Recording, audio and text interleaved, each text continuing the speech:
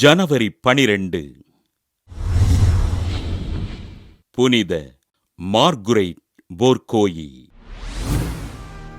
France நாட்டின் டிராய்ஸ் பகுதியில் வாழ்ந்த ஆப்ரஹாம் போர்கோயிஸ் குயிலெமிட் கார்னியர் பெற்றோருக்கு கிபி 1620 ஆண்டு ஏப்ரல் 17 பிறந்தார் மார்குரைட் போர்கோயி.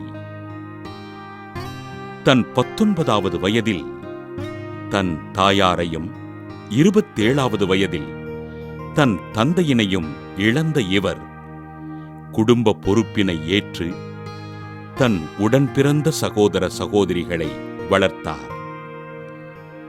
கனடா நாட்டின் மான்ட்ரியல் நகர கவர்னரின் அழைப்பின் பேரில் மான்ட்ரியல் சென்ற மார்குரைட் போர்கோயி அங்கிருந்த பள்ளியில் ஆசிரியையாக பணியாற்றினார்.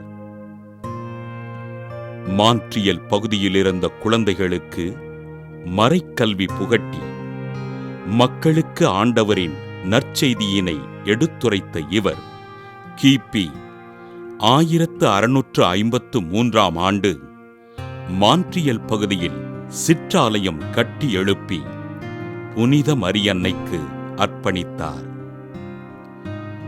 கிபி 1658 ஆண்டு தன் முதல் பள்ளியினை தொடங்கி கல்விப் பணியினை செய்த மார்குரைட் போர்கோயி கிபி 1670 ஆண்டு பிரான்ஸ் நாட்டினை சேர்ந்த 6 பெண்களை உறுப்பினர்களாக கொண்டு congregation of the daughters of Notre Dame என்ற துறவற சபையினை நிறுவினார்.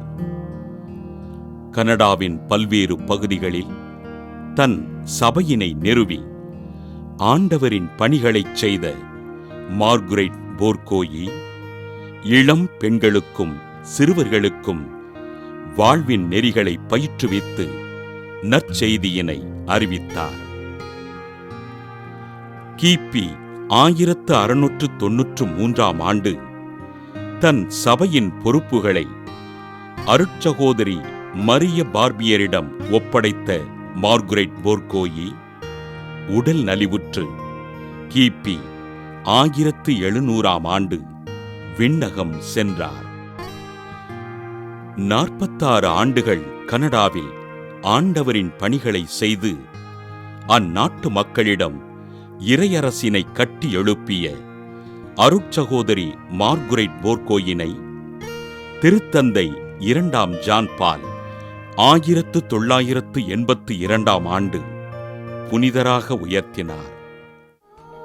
இன்று புனித மார்குரைட் போர்கோயி திருவிழாவினை கொண்டாடுகின்ற நாம் நமது குடும்பத்திலுள்ள இளம் பெண்களை ஆண்டவரிடம் ஒப்படைத்து அவர்களின் நல்வாழ்விற்காக ஜெபிப்போம்.